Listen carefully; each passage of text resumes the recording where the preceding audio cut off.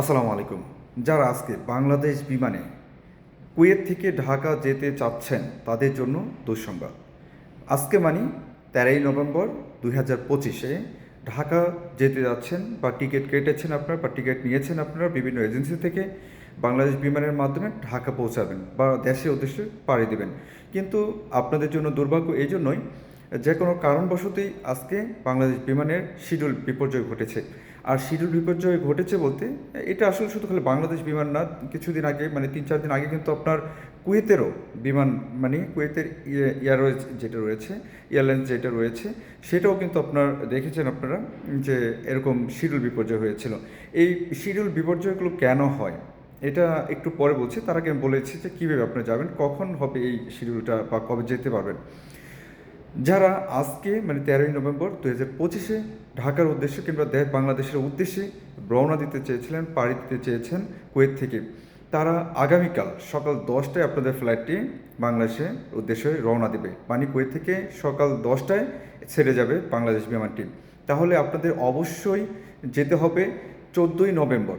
আবারও বলে দিচ্ছি আমি, 14ই নভেম্বর শুক্রবার সকাল 10টায় যেহেতু বিমানটি ছাড়বে, তাহলে আপনাকে অবশ্যই 14ই নভেম্বর শুক্রবার সকাল 6টা কিংবা তার আগে নাগাদ 3 থেকে 3.5 ঘন্টা আগে বা 4 ঘন্টার মধ্যে আপনারা কী করবেন, আগে গিয়ে কুয়েত এয়ারপোর্টে কিন্তু পৌঁছাবেন।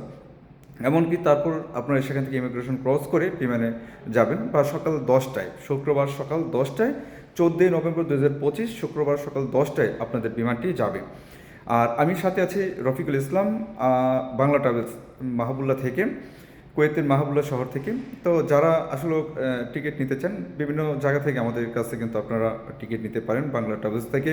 আমরা সবসময় আপনাদের জন্য সাহায্যকারী হিসাবে চেষ্টা করব যে আপনাদের সাহায্য করতে পারি বা আপনাদের যাতে ভালো কিছু করে দিতে পারি, সেই জন্যই চেষ্টা করব। আরেকটা কথা বলে রাখি, শুধু আপনার আমার থেকে টিকিট নিতে হবে তা কিন্তু কোনো কথা নেই। আপনারা যেখান থেকে টিকিট নেন, আপনারা আমার স্ক্রিনে দেওয়া থাকবে, যে কোনো সমস্যা হলে আপনারা আমাকে নক করতে পারেন। আমি ইনশাল্লাহ আপনাদের সলিউশন করে দেওয়ার জন্য চেষ্টা করব সেগুলো। শুধু আপনারা আমার কাছ থেকে টিকিট নিলেই যে আমাকে নক করতে হবে তা না। আপনাদের টিকিটের কোনো সমস্যা হয়েছে কিংবা টিকিটের কোনো আপনার বিমান কি আসলে যাবে কি না, বা আপনার যেই তারিখে বিমান ছাড়বে তার আগের দিন আপনাদের বিমানের টিকিটটা যদি আমাকে একটু দেন, তাহলে আমি হয়তো আপনাদের চেক করে দিলাম যে আসলে আগামীকাল বিমান ছাড়বে কিনা, আপনার টিকিটটা ঠিক আছে কিনা। বা অনেক সময় দেখা যায়, অনেকেই শুনি যারা নাকি অনলাইনে আপনার টিকিট নেওয়ার পর সেখানে আপনাদের টিকিটগুলো নাকি প্রতারণা করে বা টিকিট আসলে আসল টিকিট পান না আপনারা। সেজন্য আপনারা কিন্তু আসলে আমার কাছ থেকে চেক করে নিতে পারেন। সেজন্য আপনারা কিন্তু অবশ্যই আমাকে আপনারা আপনার হোয়াটসঅ্যাপ নাম্বারটা দেওয়া থাকবে কিংবা ফোনে বা যেভাবে হোক আপনারা আমাকে যোগাযোগ করতে পারেন। আমার নাম্বারটা স্ক্রিনে থাকবে, স্ক্রিনে দেওয়া নাম্বার আপনারা করবেন, যোগাযোগ করবেন। আমি চেষ্টা করব আপনাদের সলিউশন করে দেওয়ার জন্য।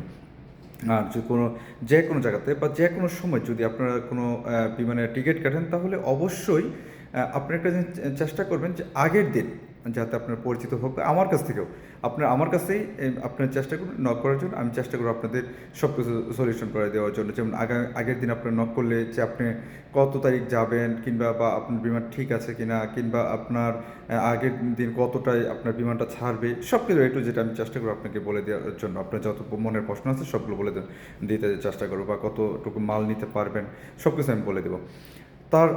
আমি যেটা বলছিলাম আপনাদের কেন বিপর্যয়গুলো ঘটে বা শিডিউলগুলো চেঞ্জ হয় বা পরিবর্তন হয় কেন, সেটা বলছিলাম।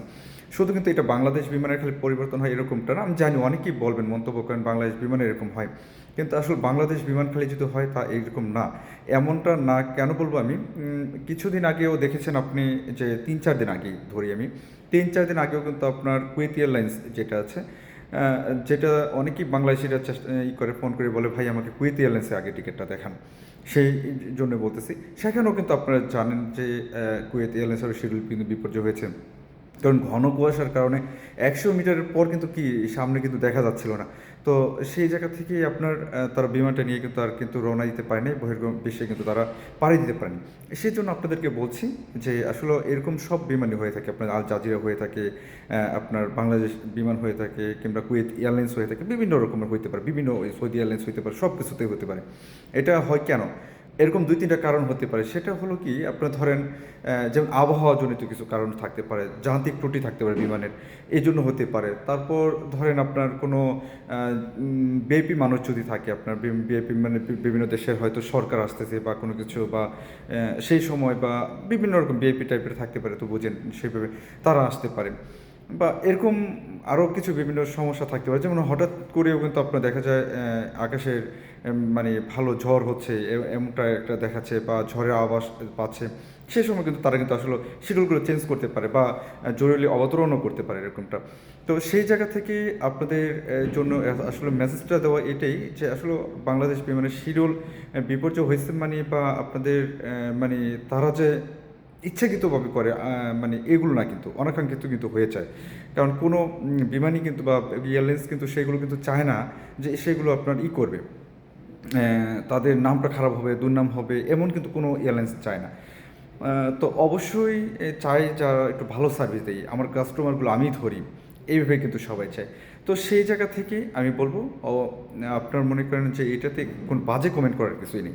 যারা বাজে কমেন্ট করবেন না, অবশ্যই পারলে শেয়ার করে দিবেন, বিশেষ করে শেয়ার করে দিবেন। কারণ যারা আজকে রওনা দেওয়ার রওনা রওনা দেওয়ার জন্য টিকিটটা কেটেছে, তারা হয়তো বা আপনার রওনা দিয়ে দিবে, তারা কিন্তু আসলে রওনা দিয়ে দিলে কিন্তু তারা কিন্তু অনেক ভোগান্তির মুখে পড়বে। যেমন আগামীকাল সকাল 10টায় যদি থাকে, তাহলে সারাটা রাত তাকে মানে করতে হবে, এয়ারপোর্টে কাটাতে হবে। তার মানে আগামীকাল হলো সকাল 10টায়, মানে আজকে 11টায় ছাড়ার কথা ছিল, সেটা ছাড়বে হলো আগামীকাল 10টায়, সকাল 10টায় ছাড়বে। তো এই জিনিসটা যদি আপনার শেয়ার না দেন, তাহলে কিন্তু আসলে খুব ভালো কিছু হবে বলে আমার কাছে মনে হচ্ছে না। পারেন যদি একটু শেয়ার দিবেন সবাই। আর এটা কিন্তু খুবই গুরুত্বপূর্ণ একটা কথা, কিন্তু আপনার খুবই গুরুত্বপূর্ণ একটা কথা। অতএব অতএব আপনারা এই বিষয়টা একটু শেয়ার দিয়ে দিবেন। আর আপনাদের একটাই কথা বলবো, যাতে আমাদের বাংলা ট্রাভেলসের সাথে থাকবেন। ইনশাল্লাহ সত্যের সাথেই আছি আমরা। আমরা মানে চেষ্টা করি আপনাদের যাতে সবচেয়ে কম মূল্যে, কম প্রাইসের মধ্যে যেই বিমানটি রয়েছে বা আপনাদের সাজেস্ট করি আপনারা মানে এই বিমানটা নিন, এই বিমানটা নিলে বা এই এয়ারলাইন্সটা নিন, এইটা নিলে আপনার ভালো হবে বা বেশি মাল নিতে পারবেন বা কম দামে যাইতে পারবেন, কম টাকা খরচ হবে, এরকম কিন্তু আমরা বলি। তো অতএব আপনারা একটা জিনিস অবশ্যই অবশ্যই করার জন্য চেষ্টা করবেন, আমাদের কাছ থেকে টিকিটটা নেওয়ার জন্য চেষ্টা করবেন। আমরা একবার না বারবার আপনাদেরকে এই টিকিটের প্রাইসগুলো দেখবো বা বিভিন্ন সময় দেখে দেখে আপনাদেরকে জানাবো। তো অতএব আপনারা একটা কাজ করবেন, যাতে বাংলা ট্রাভেলসের সাথে থাকবেন আর আপনারা চেষ্টা করুন আমাদের কাছ থেকে টিকিট নেওয়ার জন্য। আশা করি আপনাদের উপকারের জন্যই আমরা আসলে সার্ভিস দিয়ে থাকি। আপনাদের ভালো কিছু হবে, ভালো কিছু করতে পারবো বিধায় হয়তো আপনারা এই সার্ভিস দিয়ে থাকি। আর যারা আমাদের কাছ থেকে আসলে টিকিটগুলো সংগ্রহ করেন, তারা হয়তো বলতে পারবে আমরা কতটা আন্তরিকভাবে আপনাদেরকে সাহায্য করার জন্য চেষ্টা করি। ধন্যবাদ সবাইকে, ভালো থাকবেন। অবশ্যই স্ক্রিনে দেওয়ার নাম্বার আমাদেরকে কল দিতে পারবেন। ধন্যবাদ, আসসালামু আলাইকুম।